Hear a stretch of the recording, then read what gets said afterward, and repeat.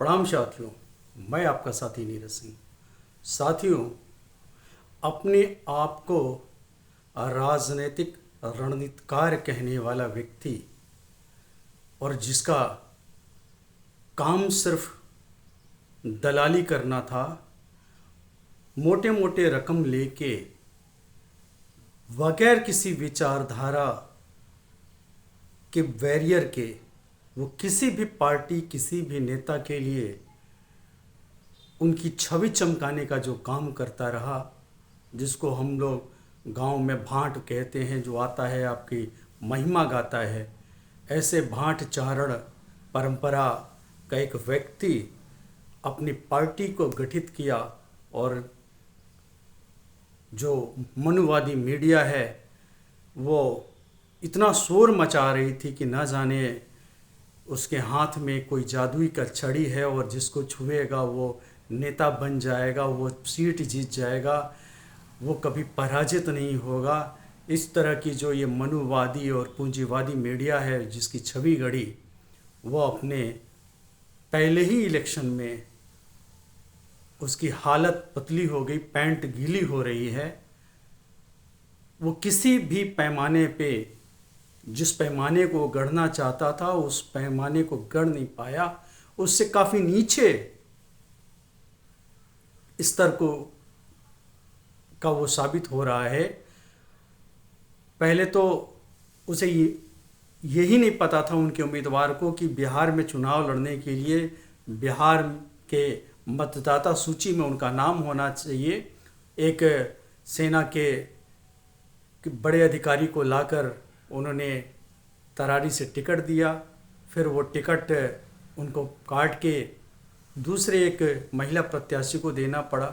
वही नहीं, ये जब अपनी पार्टी का गठन किया 2 अक्टूबर को, और जो अपने पार्टी में गांधी जी के चित्र लगाते हैं, उस गांधी जयंती के अवसर पे जो गांधी जी शराब के खिलाफ थे और ये घोषणा की बेशर्मीपूर्ण कि वो आके जब आएंगे सत्ता में तो 1 घंटे के अंदर में शराबबंदी को ख़त्म कर देंगे, ये शराब माफियाओं के दबाव में। यही नहीं साथियों, अब ये सुप्रीम कोर्ट चले गए हैं। चुनाव से इन्हें डर लगने लगा है। ये चुनाव को टालना चाह रहे, जो 13 नवंबर की को जो चुनाव होना है, 4 उपचुनाव 4 विधानसभाओं में, उसे वो टाल के ये छठ का बहाना मांगते हुए करते हुए उसको 20 नवंबर को करना चाह रहे हैं। और कोई पार्टी नहीं गई।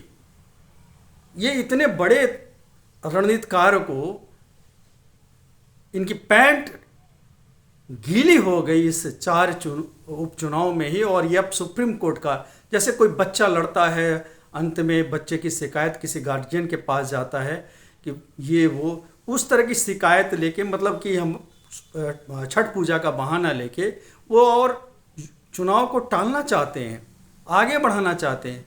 एक भी पैमाने पे ये खड़े नहीं उतरे। इनके जो प्रदेश अध्यक्ष है मनोज भारती जी, वो भारतीय विदेश सेवा में थे, 33 साल के नौकरी में। वो कम से कम 30 साल तो विदेश में ही रहे होंगे। उनके गांव वाले उनको नहीं पहचान रहे। ऐसे व्यक्ति को ला के इन्होंने तो प्रदेश अध्यक्ष बना दिया। वही नहीं, इन्होंने जो टिकट दिया 4, और कह रहे थे कि पहले तेजस्वी यादव पे वार करते थे, 9वीं फेल 9वीं पास, 9वीं वाली बात करते थे। इनके कोई भी उम्मीदवार, 4 उम्मीदवारों में से 3 उम्मीदवार तो मैट्रिक वाले हैं। सिर्फ एक उम्मीदवार मैट्रिक इंटर में पास है, लेकिन ग्रेजुएट कोई नहीं है।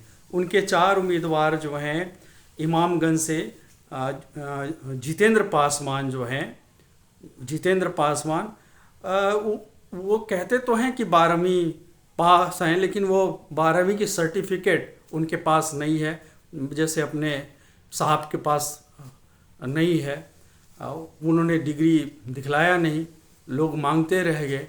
तो उसी तरह से जो इमामगंज के हैं जितेंद्र पासवान, वो अपने नाम के आगे वो डॉक्टर भी लगाते रहे हैं, लेकिन वो भी 12वीं पास नहीं है, मैट्रिक हैं। उसके अलावा बेलागंज के जो है मोहम्मद अमजद, वो भी 10वीं पास हैं। जो रामगढ़ के हैं सुशील कुमार सिंह, वो भी 12वीं पास है, वो ग्रेजुएट नहीं है। इसके अलावा तरारी से जो है किरण देवी, वो भी सिर्फ 10वीं पास है, यानी कि एक भी कोई ग्रेजुएट नहीं है। उनके 4 में से 3 कैंडिडेट जो है सिर्फ और सिर्फ 10वीं पास है, एक व्यक्ति 12वीं पास है। अच्छा, ये 4 में से 2 कैंडिडेट तो इनको बदलना पड़ा था। एक तो इनका जो है बेलागंज के पहले किसी खिलाफत मियाँ को प्रोफेसर साहब बताया गया कि वो हैं, फिर उनको बदला गया, उनको बदल के अमजद जी को दिया गया। उसी तरह से जो तरारी में है किसी जनरल साहब को दिया गया था, लेकिन बाद में वो किरण देवी को दिया गया। तो एक तो 2 कैंडिडेट भी बदला गया, और जो कैंडिडेट दिए वो भी जो है उनके एजुकेशन पे जो खुद जो दूसरे के शिक्षा पे उंगली उठाते थे, और वो खुद अपने ही उम्मीदवारों के शिक्षा के बारे में घिर गए। कोई ग्रेजुएट नहीं है। इसके अलावा जो अपराधियों की बात करते थे, लेकिन इनके 4 में से 3 उम्मीदवारों के ऊपर आपराधिक मुकदमा दायर है और मुकदमा चल रहा है, आज के डेट में भी चल रहा है।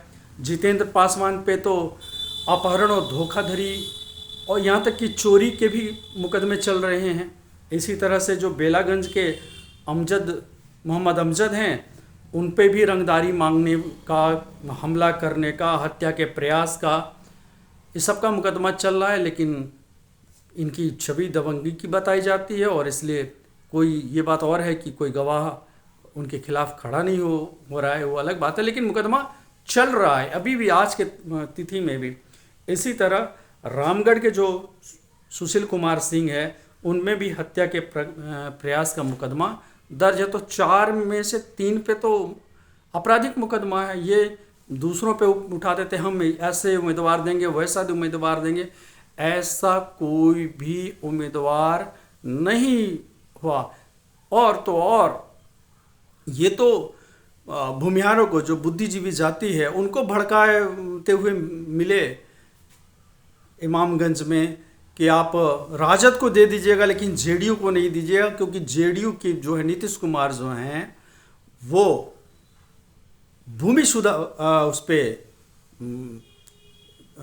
जो भूमि का जो है सर्वे है, वो सर्वे का काम करा रहे हैं, और वो बता रहे हैं, जैसे भूमिहार जाति एक मूर्ख जाति है, वो नासमझ है, इस तरह से उनको समझा रहे हैं कि सर्वे होगा तो सर्वे के माध्यम से सरकार आपकी ज़मीन छीन लेगी, और इसलिए सर्वे करा रही है। बताइए कितना नालायक और कितना ये बिहार विरोधी व्यक्ति है। हम सबको पता है कि भूमि की सर्वे और भूमि विवाद के कारण से तमाम हत्याएं हो रही है, लेकिन अगर ये सर्वे हो जाए तो ये बहुत सारी विवादें खत्म हो जाएंगी। हाँ, ये बात और है कि उसे थोड़ा समय दिया जाए, और सरकार बिल्कुल चौकन्न रहे, जागरूक रहे कि उनके अधीनस्थ जो कर्मचारी हैं, जो भ्रष्ट कर्मचारी हैं, जो बेईमान कर्मचारी हैं, वो पैसा लेके हेर फेर ना करें।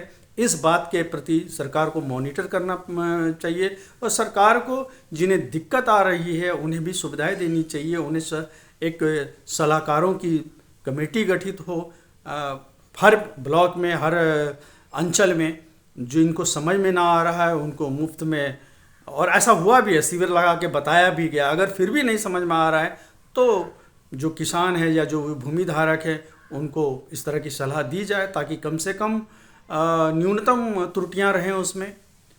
और मानवीय त्रुटि तो हो सकती है संभावना, लेकिन मानवीय त्रुटि को जानबूझ के ना हो। सरकार इस बात का प्रयास करे, और जो भूमि धारकों को है सर्वे के लिए थोड़ा समय दे, ये बात तो समझ में आती है।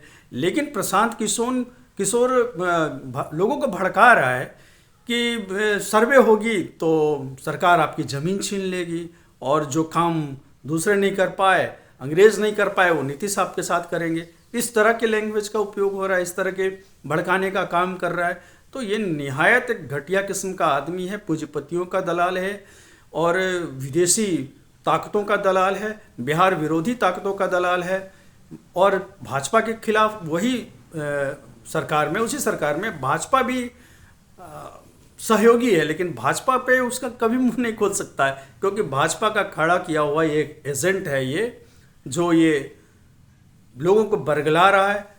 लोग जो पिछड़े हैं, जो दलित हैं, महादलित हैं, अति पिछड़े हैं, उनके अधिकार के बारे में ये कभी नहीं बोलेगा, उनके आरक्षण के सीमा बढ़ाने के लिए बात कभी नहीं करेगा, राष्ट्रीय स्तर पे जातिगत जनगणना हो उसके लिए कभी बात नहीं करेगा। तो ये सिर्फ लोगों को बरगलाने के लिए, ये धन बनाने के लिए भी आया है। और वो ताकतें, ये इनको कभी कांग्रेस में बुराई नज़र नहीं आया। जो भी बुराई है, जब लालू और नीतीश की सरकार आई है, जब पिछड़ों की सरकार आई है, तभी से इनको बुराई नज़र में आने लगा है। उससे पहले तो बिहार स्वर्ग था, उसके बारे में इस व्यक्ति का कभी मुंह नहीं खुलता, ना कभी कांग्रेस के खिलाफ मुंह खुलता है, ना कभी भाजपा के खिलाफ इसका मुंह खुलता है। मुंह खुलता है इसका तो जितने पिछड़े नेतृत्व है, ये कोशिश बताने की कोशिश करता है कि पिछड़े नेतृत्व जो है निकम्मा है, भ्रष्ट है। ये इसकी पॉलिसी है, इसलिए इसको समझना है हमें, और इसके साजिश को हमें पूरी तरह से नाकाम करना है। नहीं तो बिहार में इस तरह के मॉडल वाले लोग आएंगे जिनका बिहार से कोई सरोकार नहीं, एक बरसाती मेढक की तरह आता है, 2 साल से घूम रहा है। उससे पहले कहाँ था बिहार में?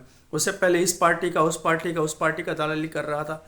ये बात और है, इस देश की सत्ता में, बिहार के सत्ता को हथियाने के लिए ये कुछ जगहों पे घूमा पिछले 1.5-2 सालों से। तो ऐसे तो बहुत सारे लोग घूम रहे हैं जो सालों से, हम तो खुद किसान के मुद्दों को लेके हम तो न जाने कितनी बार बिहार की यात्रा किए हैं, अपने संसाधन से किए, अपने पैसे से किए हैं।